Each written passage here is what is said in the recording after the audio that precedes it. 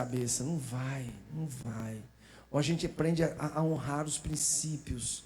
Pelo amor, eu estou falando de coisa básica. Isso não é aqui, isso é em casa. Começa com o tratamento com a mulher, começa com o tratamento com os filhos, dos filhos com os pais. Começa aqui na igreja. Aí se você ficar aqui sentado, vendo celular, vendo coisa que não tem que ver, eu estou falando, você não acompanha, você está fazendo o que aqui? Bota no modo avião teu celular. São princípios, o cara vai ficando velho, parece que vai emburrecendo. Pelo amor de Deus. Outra coisa, já vou dar o aviso. Domingo agora, gente, eu tive aqui com a menina da limpeza de novo. E ela dizendo para mim, ela inclusive está vindo ao culto. Eu disse a ela, observa para mim, Érica, também. Pastor, eu fiquei escandalizado, porque é gente velha, comendo neném um menino às vezes. Que coisa feia. Outra coisa, obreiros, eu vou falar amanhã, mesmo tendo visitante. Todo obreiro meu, pelo amor de Deus, vocês não durmam no ponto. Eu quero 2 obreiros lá, uma obreira e um obreiro lá fora, porque tem filhos de obreiros, de gente que serve, pulando no sofá, fazendo de pula-pula. Domingo agora.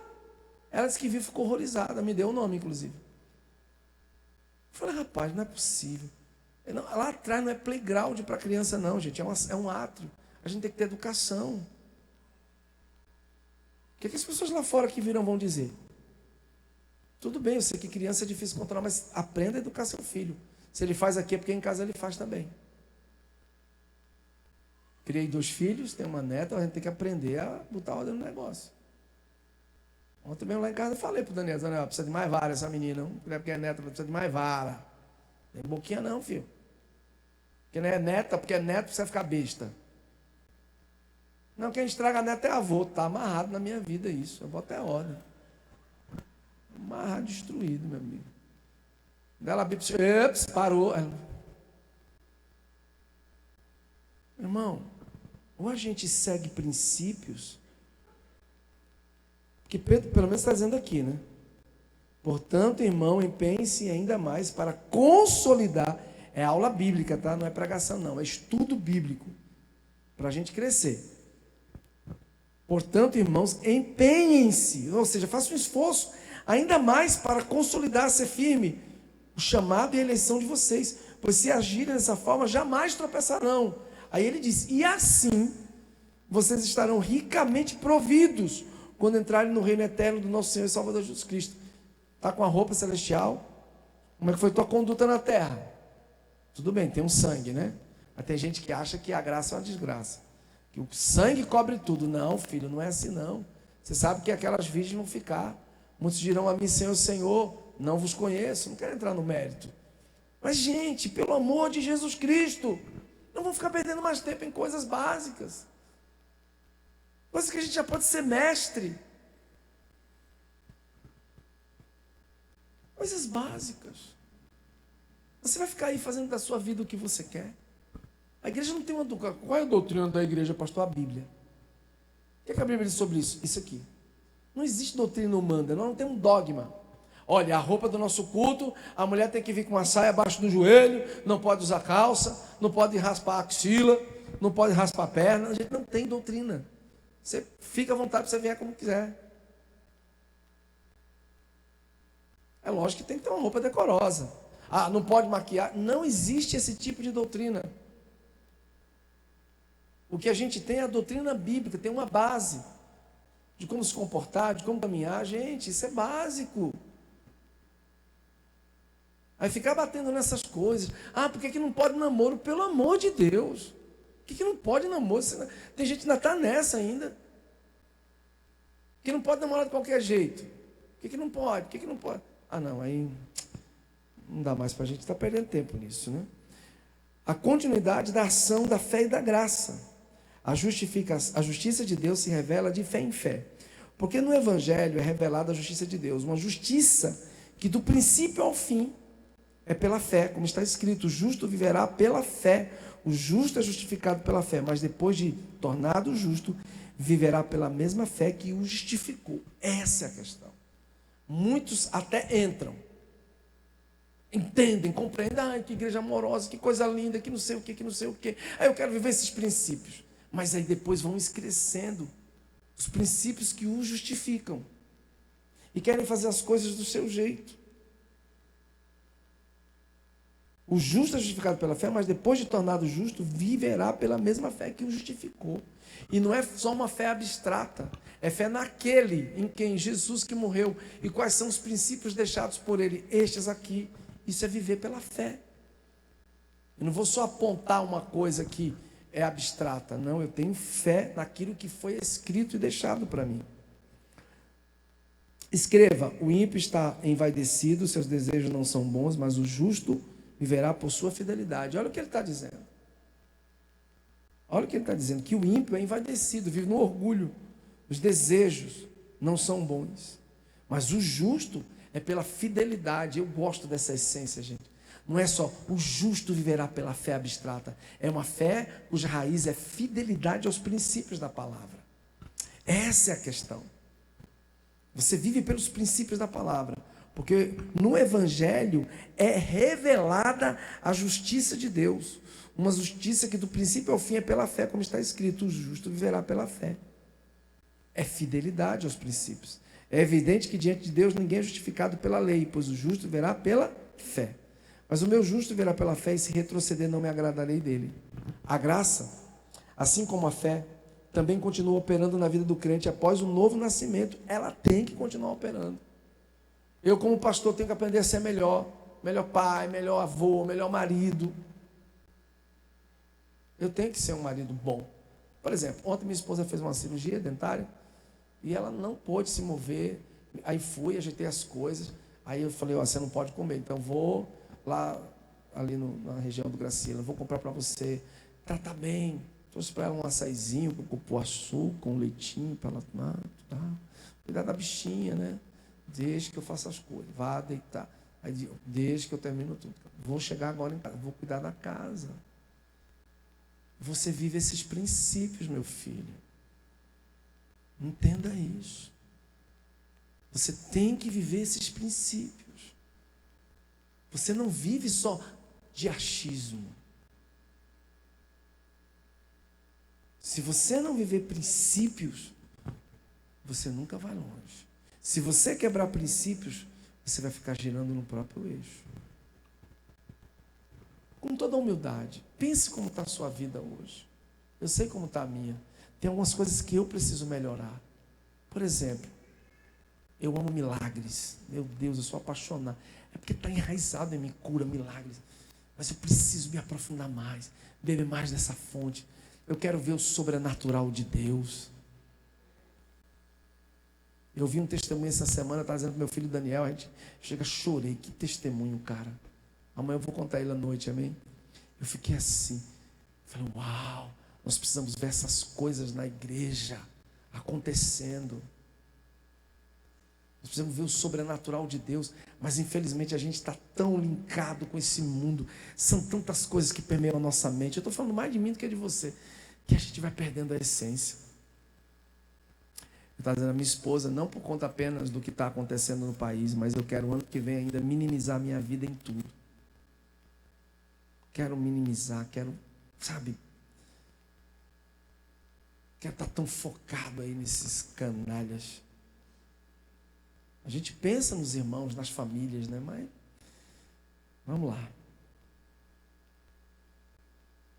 Mas ele me disse: minha graça é suficiente a você, pois o meu poder se aperfeiçoa na fraqueza. Portanto, eu me gloriarei ainda mais alegremente em minhas fraquezas, para que o poder de Cristo repouse em mim. Isso não é um endosso para pecado, não, porque assim, na minha fraqueza é que de certa forma o amor é aperfeiçoado. Conversa babada de esquerdopata. Não existe isso. Não é porque eu sou fraquinho que eu vou continuar pecando. Porque não, aí é que eu tenho que me humilhar. Aí é que eu tenho que me humilhar. Eu vi de uma pessoa nova convertida aqui da igreja. Eu falei: está começando bem. Pastor, eu estou aprendendo que eu sou um miserável pecador. Eu estou começando a ter consciência disso. Meu Deus, eu preciso me... Falei: glória a Deus, continue com esse pensamento. Não cresça e ache que você melhorou, não. Porque sua natureza e a minha não vai mudar nunca. Você pode ter 70 anos, 80 numa cama. Os desejos malignos da tua carne serão os mesmos. Você acha que pedófilo de 78, 80 anos que não tratou isso está bulinando em menininha e menininho por quê? Nossa natureza é ruim, ela não presta, tem que ser crucificada todo dia. Acabou. Não se deixem levar pelos diversos ensinos estranhos. É bom que no coração seja fortalecido pela graça e não por alimentos cerimoniais, os quais não têm valor para aqueles que os comem. Qual a necessidade da operação da mesma fé e da mesma graça que nos salvou depois da salvação já experimentada? Vamos lá. Desde que continuem alicerçados e firmes na fé, sem se afastarem da esperança do Evangelho. Gente, essa é a base. Evangelho, Bíblia, Bíblia, Evangelho. E não é pegar porção da palavra. Eu peguei uma porção que eu acho que se encaixa a mim, não. Texto e contexto. Leia tudo, analise. Não, porque Jesus fez assim, por que ele fez? Contexto histórico, contexto geográfico, contexto da atualidade. Quais eram as bases do seu ensinamento? Não é só pegar uma coisa isolada e fazer daquilo um fundamento da fé. Não, calma, analisa, estuda. Palavra não é só ser lida, ela é para ser lida e entendida. A própria palavra diz, não seja apenas ouvintes, mas praticantes. Analisa, pondera, vê. Eu não sei se ainda tem, vou ver se eu acho. O cara, não sei se vocês lembram desse caso ridículo, que o cara leu um versículo bíblico e ele embuchou a mulher de um fiel, porque ele leu na Bíblia que era permitido, e o versículo, vocês lembram desse negócio na internet? Isso é um absurdo, gente. Olha onde a gente vai parar. Interpretação bíblica. O cara embuchou. Ele estava lá, o cara até leu, disse, não é assim não, pastor. Esse cara ele ficou assim, que besteira. Validou a carne dele. A gente tem que ter muito cuidado. Bíblia tem que ser compreendida, cara. Tem que olhar tudo. Não é porque está escrito que Jesus fazia assim que eu vou fazer também. Por que ele fazia? Eu conheci, gente. O pastor Baez era da época também. Um pastor querido. Que botou na cabeça dele que ele queria, porque queria o avivamento na igreja dele. Ele, na época tinha umas 40 pessoas na igreja dele. Botou todo mundo para morar dentro de um salão. Falei assim, não vai dar certo. Todo mundo foi morar dentro de um salão. Gente largou a universidade. Gente que deixou de trabalhar porque eles queriam, porque queriam. A igreja tinha um banheirozinho. Eu fui lá uma vez, pequenininho. 40 pessoas usando aquilo ali. Algumas salas onde se revezavam e dormiam. Final 30 dias. Todo mundo convivendo. Ficou pior do que o Big Brother. Pastor adulterou. Alguns irmãos adulteraram. Ficou vivendo entre eles. Largou a mulher, 5 filhos na época. Um menino bom, um cara bom. Ele era um cara bom. Eu conheci o cara, você conheceu também. Uma gente boa, tinha uma boa palavra. Eu gostava dele. A igreja foi junto com a ideia do pastor. Era um cara bom, eu conheci. Tinha um coração da poxa. Eu peço a Deus todo dia, Deus me guarde o meu coração. Porque, olha meu irmão, se o diabo soprar uma ideia errada, vocês orem por mim, amém? Esse amém não foi muito um amém, muito. Amém? Orem mesmo pela gente, pelos pastores agora. Deus dê sabedoria dos meus pastores, dê graça. Porque, meu irmão, para endoidar é rapidinho. O cara está lá um belo dia, está tudo tranquilo, constituído rei, né? Tinha a mulher que ele quisesse, mas do nada o cara vira, está lá. Aquela mulher, vamos falar sério, né? A bichinha foi mala, não ia para na janela, para cima de mim, foi só o rei não, olha eu aqui, eu não ia te esperando. Quando ele viu Betseba, vem. O massa é quando o Natan chega lá, que conta a história. Tinha um camarada, que um belo dia, um amigo, ele tratou o diabo como amigo, um amigo veio visitá-lo. E aí ele, para se alegrarem juntos, ao invés de pegar das ovelhas que ele tinha, ele vai e pega da ovelha do seu vizinho, que só tinha uma, estava falando de Urias e a Betseba. veio o desejo da promiscuidade. Não vou falar promiscuidade. O desejo sexual veio. O cara tinha concubina, tinha mulher, vai satisfazer a tua tara lá em quem você tem que fazer. Mas não, o cara vai e pega a única coisa que ele não podia pegar. Inclusive, nesse livro dos pastores, é bom lerem esse livro, viu? Esse livro é extraordinário. Ele fala exatamente o que é o adultério. E a gente fica, como homem, com mais vergonha na cara ainda. E quando eu li isso aí, já tinha um conceito do adultério, ele passou a potencializar na minha vida. Eu digo, agora você lascou, diabo, porque agora eu tenho mais arma ainda. Se liga, meu irmão. O adultério é orgulho, viu? Eu vou provar amanhã. Com base nesse livrinho aí. Adultério, seja para homem ou mulher, é orgulho. E orgulho pesado. Você vai entender amanhã. O orgulho entrou no coração dele. Achava que ele podia fazer o que aconteceu. Tratou Satanás como amigo. A gente às vezes trata o diabo como amigo em algumas questões. E não só é o adultério. Gente, a gente precisa estar alicerçado no Evangelho. Paulo, inclusive, diz aqui, o Evangelho que vocês ouviram, que tem sido proclamado a todos que estão debaixo do céu. Esse é o Evangelho do qual eu, Paulo, me tornei ministro. Mantendo a fé e a boa consciência, que alguns rejeitaram e por isso naufragaram na fé, já naquela época. Rejeitaram e naufragaram, né? Afundaram. Quantos afundam? Ainda sai por aí achando que está certo, que pode fazer acontecer. Volto a dizer, não estão endemoniados, mas estão debaixo da influência de demônios. E eu vou dizer para você, não se escandalize, eu luto para não estar nisso todo dia. Que Deus me dê graça, para que eu não seja alguém influenciado por demônios. E não tenho vergonha de dizer nenhuma. Às vezes eu sou e falo, Deus tenha misericórdia da minha alma. Deus me perdoa. Que é muito fácil nós sermos manipulados pelos espíritos imundos. Vou te dar a maior base bíblica para nunca mais você esquecer. Efésios capítulo 6. Vamos lá. Volta aí. Está fora aqui, tá? Não tem não aqui não, mas é só para você encaixar bem. Efésios 6. Vai passando. Acho que até o 11, né? Volta um pouquinho antes. Finalmente, irmãos, depois de dar um monte de instrução, né? Que o capítulo 5. O capítulo 5 já disse aqui várias vezes, não vou perder tempo. É instrução de casamento, de tudo. Ele vem falando como é que você tem que se comportar. Aí quando ele entra no 6, né, no capítulo 6, do 1 ao 10, ele vem falando também, aí diz, e finalmente, ou seja, depois de todas essas instruções que eu te dei, ele ainda diz, fortaleçam-se no Senhor e no seu forte poder. Vamos lá. Vistam-se toda a armadura de Deus para poderem ficar firmes. Vamos lá, gente.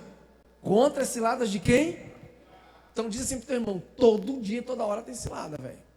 Não tem como. Vamos lá para o 12. Aí sim, agora eu quero que você entenda isso.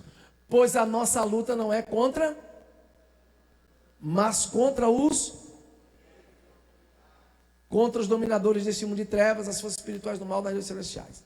Agora eu vou fazer igual o pastor Ibi, mas não vou fazer um teatro, né? Vou tirar aqui o pastor Juliano. Fique de pé, Juliano, para o pessoal te ver. Está aqui o pastor Juliano. Um cara que vive a palavra de Deus, um cara ordeiro, cuida bem da mulher, um cara honroso, um discípulo fiel, um homem temente a Deus, não é perfeito, mas se esforça. O meu relacionamento com ele vai ser um relacionamento sadio, sim ou não? Sim. Por quê? Porque ele vive esses princípios da palavra. Concordam comigo? Então, aí eu pergunto, eu vou ter alguma dificuldade de me relacionar com ele? De jeito nenhum, porque ele é um homem cheio de Jesus. Obrigado, querido. Aí vem um cara endemoniado, debaixo de influência de demônio. Aí eu vou estar me relacionando com ele ou com Satanás? Um diabo que está na vida dele. Não dele, né? Do cara, da pessoa, da mulher, do homem, sei lá, do jovem. Que não tem nada a ver com Jesus, fica dando trabalho. Influência de demônios, de espíritos imundos a toda hora.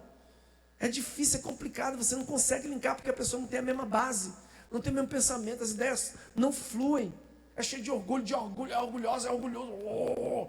Não dá, não tem como. Então a minha luta é contra demônios. Não é nem a pessoa que está na minha frente, é o espírito imundo que está gerenciando ela. Derek Prince dá uma aula sobre isso, gente. Quem assistiu, amém. Quem não assistiu está voando. Então, eu tenho que manter essa fé firme, uma boa consciência. Porque, infelizmente, muitos naufragaram na fé. Vamos lá. Temporal e atemporal, eu gosto disso. Já preguei até sobre isso. Diferenciando a provisão da apropriação. Combatendo o bom combate da fé, tome posse da vida eterna, para a qual você foi chamado e fez a boa confissão na presença de muitas testemunhas. Por isso a gente chama a pessoa aqui à frente. É base bíblica, tá? Porque uma vez uma pessoa perguntou, mas eu tenho que obrigatoriamente, uma pessoa uma vez, não, você quer aceitar aqui agora, mas não é a mesma coisa. Eu preciso de 2 pessoas aqui para. Então tá bom. Porque até nisso tem gente que não conhece a Bíblia, mas não vai dar bom crente, não vai ser um bom crente. Às vezes é porque tem vergonha, mas ele está dizendo aqui, tem que ser diante de testemunha, é como um casamento. Eu estou proclamando minha vida em Jesus, então tenho que abrir a minha boca. Mas beleza, vamos lá. Vou até usar esse versículo agora na hora que eu chamar também as pessoas, né? Então, uma boa confissão na presença de testemunhas. Jesus é o Cordeiro conhecido antes da fundação do mundo e manifestado no devido tempo. Conhecido antes da criação do mundo, revelado nesses últimos tempos em favor de vocês. Ou seja, a graça nos foi dada antes dos tempos eternos e antes da lei, inclusive, mas é revelada no devido tempo. É mais ou menos o que a gente falou no começo aqui sobre aquela provisão de Deus na eternidade em criar o homem e também já ter criado, de certa forma, essa graça. Deus já sabia o que era que o nosso inimigo ia fazer, mas ele já tinha provido tudo. Aí 2 Timóteo diz isso, que nos salvou e nos chamou com uma santa vocação, não em virtude das nossas obras, mas por causa da sua própria determinação e graça. Essa graça nos foi dada em Cristo Jesus desde os tempos eternos, sendo agora revelada pela manifestação de nosso Salvador, Cristo Jesus. Ele tornou inoperante a morte e trouxe à luz a vida e a imortalidade por meio do Evangelho. Uau! Olha o que ele diz. A justificação no plano espiritual é fato consumado, mas requer uma aplicação contínua de arrependimento e fé. Sim, na eternidade eu já tenho essa promessa, mas eu preciso endossá-la aqui com atitudes, com uma vida pautada na palavra de Deus, no Evangelho do qual Paulo diz que ele é ministro. Aí ele diz, se confessarmos os nossos pecados, ele é fiel e justo para perdoar nossos pecados e nos purificar de toda injustiça. Aí ele diz, os níveis distintos da santificação. Vamos embora. Paulo, chamado para ser apóstolo de Jesus Cristo pela vontade de Deus, e o irmão Sóstenes, a igreja de Deus que está em Corinto, aos santificados em Cristo Jesus e chamados para serem santos, com todos os que em toda parte invocam o nome de nosso Senhor Jesus Cristo, Senhor deles e nosso. Vamos lá. Posição inalterável. Se minhas obras de justiça não mudavam minha natureza pecaminosa antes da conversão, por que minhas obras pecaminosas mudariam minha natureza de justiça após a conversão? Não é possível reverter a natureza caída de morte espiritual por meio das obras, uma vez que o poder vivificador é divino e não humano, mas é possível neutralizar a nova natureza por meio de atos que geram morte espiritual. Foi o exemplo de Adão. Ou seja, se eu sou alguém que tento, de certa forma, mortificar a minha natureza em princípios e fundamentos humanos, eu não vou conseguir. Ninguém é bom por si só. Não tem como. Por isso que a maioria das pessoas não querem Jesus, porque elas se acham muito boas. Quantas vezes você já ouviu isso? Eu sou um cara bom, eu sou uma pessoa boa. Não existe isso, gente. A nossa bondade, ela é podre. Ela tem um limite. Eu não tenho como neutralizar de forma nenhuma essa natureza ruim, humana, se não for por meio do Evangelho, da morte, do sangue de Jesus. Aí ele diz até no Gênesis, já falei isso para algumas pessoas, mas não coma da árvore do conhecimento do bem e do mal, porque no dia que dela comer, certamente você morrerá. Se eu fosse falar isso aqui agora, a gente ia perder não, ia dar muito tempo, mas não dá. Aí é como Deus dizendo assim, olha, não coma agora, você pode um dia vai ter essa sabedoria, mas agora não, por enquanto não coma disso que eu estou mandando você não comer. Obediência, lembre-se, é obediência, é obediência. Portanto, da mesma forma como o pecado entrou no mundo, por um homem, através da desobediência, e pelo pecado a morte, assim também a morte veio a todos os homens, porque todos pecaram. A morte veio por conta da desobediência por um homem.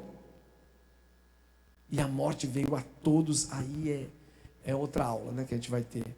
E todos, a gente vai parar aqui, todos pecaram. Posteriormente, nós vamos analisar, né, como é possível, infelizmente, quebrar a graça, ou anular a graça. Muitos transformaram a graça, estão transformando essa graça em uma desgraça. E nós não podemos permitir isso. Pai querido, muito, muito obrigado por essa manhã inspiradora.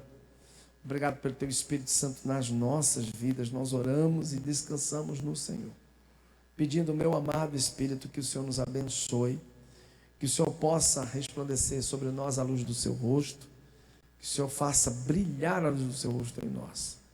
Pedimos agora que o Senhor nos leve debaixo da Sua paz, debaixo da Sua segurança. Que o Senhor nos dê agora, Pai, descanso nesses dias. Já estamos adentrando em um período sabático. Que haja momentos de muita comunhão, de muita celebração juntos. Estaremos somente nesses dias com os nossos cultos da família. Muitos estarão viajando, passeando, indo a outros estados. Desde já, o anjo do Senhor guarde e cubra aqueles que estarão nesse período sabático.